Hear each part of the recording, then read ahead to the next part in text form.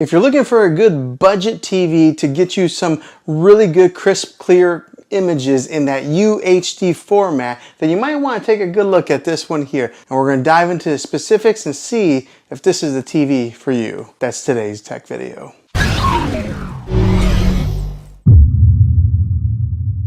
Well, hey guys, Juan here. Thanks for stopping by my channel and checking out this video. So if you're watching this, I imagine that you're in the market to buy a new TV, or maybe you purchased this TV and you're looking to get all the ins and outs of it.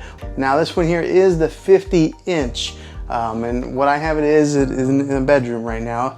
So it's not my main TV, but it's a good TV that I wanted to use in a separate room. And I think that it's a good TV for something like that.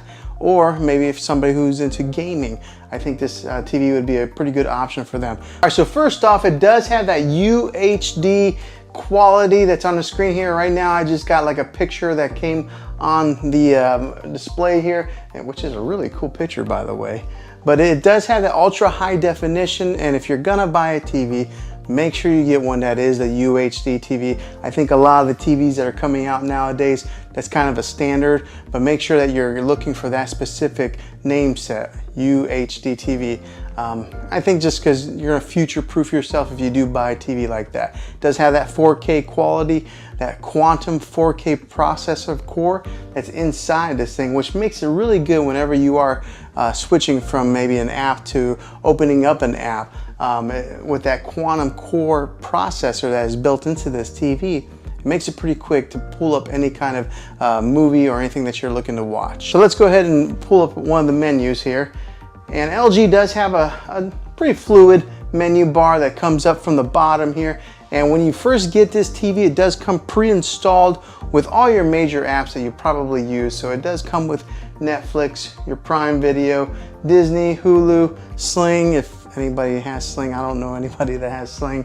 YouTube, Apple TV. Those are already preloaded in there. Now, when I say preloaded, they're on there, but you do have to download each one, but you download it one time. Now, those who may not know, you don't get that app. You gotta have the subscription to that app, but they are on there. But say you don't have a subscription to any of these apps on here, the good thing about LG is they do have some free content that they offer. So over here, if you can see, there is a one that says CH free, and on that, it's kind of like their channel that has like almost kind of like open air TV. Okay, so if you look over here on the menu some more, there's one that's called Peacock. That's like their latest and greatest app that just came to the LG App Store, and it's got a slew of free content on there as well. It's got the Google Play Store if you are into that family there of the Google apps. It does have Vudu, Showtime, Stars, Redbox. Remember, we used to have to go and buy or rent a DVD and then return to the Redbox store. Well, now you can just rent them right here on the app. It's got the CBS All Access, Spotify, so if you do want to listen to any type of music, you can do that right here on TV. And then it's got YouTube TV if you're into that. And then also just the regular YouTube app below it. So it has pretty much all your major apps that you're probably looking to consume any type of media on. Now, one that it is missing is the Spectrum TV app, which for myself, that's how I watch regular TV. Unfortunately, Spectrum did sign a deal with Roku and Samsung, so their app only goes on those two platforms. So you can't get the Spectrum TV app on here, but I think that there's a whole slew of other options, and if you're looking to get any kind of like live TV media consumption. Now, after testing this TV out for a little bit of time, the one thing that really caught me by surprise is how loud it is. A lot of times I only have to listen to this thing, right here's the volume button, but I usually pull it up to about 18 is where I'm comfortable at listening to it. And I do have kind of a longer room here. 18 is plenty loud for me, so therefore I don't really need a sound bar with this TV. That's just an additional expense. If you're wanting to save a few dollars, I think you'll be okay with that, because a lot of these TVs, the sound is just terrible. But with this one here, it performed pretty well. Now, if you do want to get some of those booming bass sounds whenever you're watching your action TV or anything like that, then yeah, look at maybe adding a sound bar to enhance your movie watching experience. But if you're just looking to save a few bucks, this TV, the sound in it will do just fine. Now, like I mentioned before earlier in the video, it does have that quantum core processor that helps push that 4K content on this thing, which is great because it gives you that nice, crisp, clear image like this one here that's on the screensaver. That quantum processor helps boost and makes those colors very vibrant, and maybe reduces a lot of the noise that would be in an image. Therefore, it does also translate into video watch, giving you that really dynamic color that you're looking for.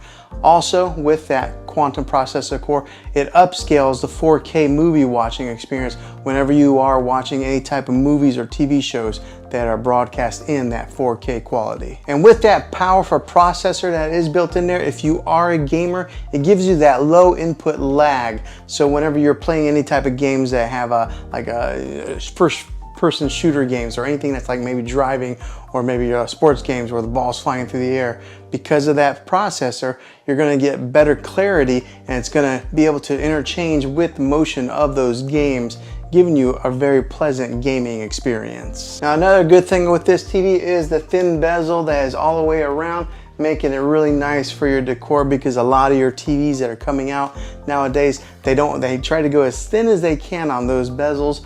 This one here does a pretty good job as far as being able to maybe match into your decor. Right now, I just have it sitting on top of a dresser. There are 4 screw holes on the back, so that way you could mount this on the wall if you wanted to.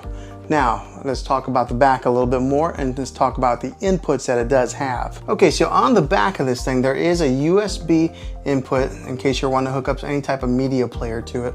It does have 3 HDMI inputs with that ARC HDMI in case you're wanting to hook up one of your game systems like an Xbox or a PlayStation to this. It does have the ARC HDMI input on here also, giving you 2 other HDMI inputs. It does have an Ethernet port in case you're wanting to wire in your internet directly into this, and it does have your RCA jacks with all the color coded. And it does have that old-fashioned coax cable in case you're wanting to hook up an antenna to this thing and watching a live open-air TV. Okay, and just to give you a quick little look at the remote here, this is what is on the remote. It does have a built-in Netflix button. It's got a built-in Prime Video button, and then there's a movies button right here, so that way you can customize it. But it's got all your major settings buttons and everything that you would normally need. And the thing I like about it does have that push button feel versus having maybe a touch screen, kind of like an Apple TV remote.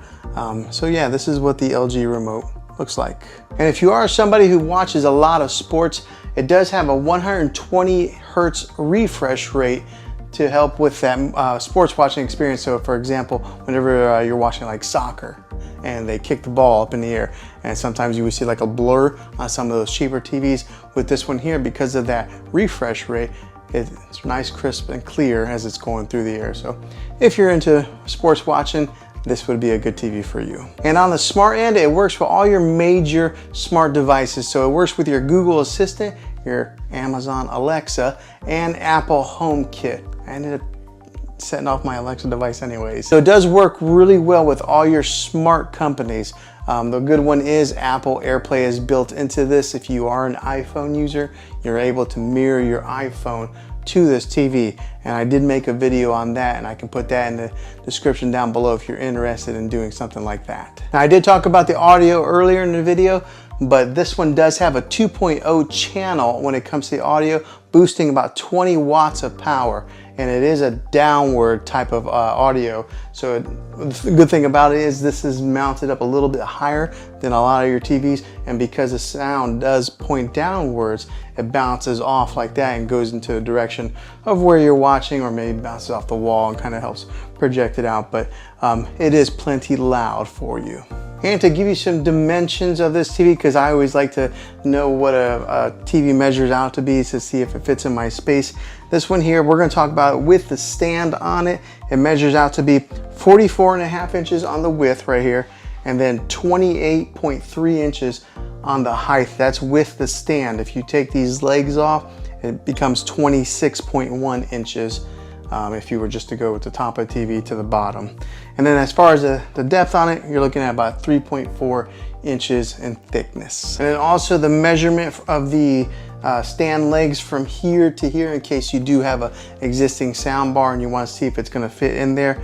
But the measurement for the legs is 40.9 inches. So that's about how much space you would have to fit maybe a sound bar in there. And then just to give you the weight size of the TV, it's a 24.9 pounds. So it does have a little bit of weight to it, but the bigger the TV, the heavier they are. And then fresh out of the box, whenever you do buy one of these LG TVs, they do come with a 1-year warranty.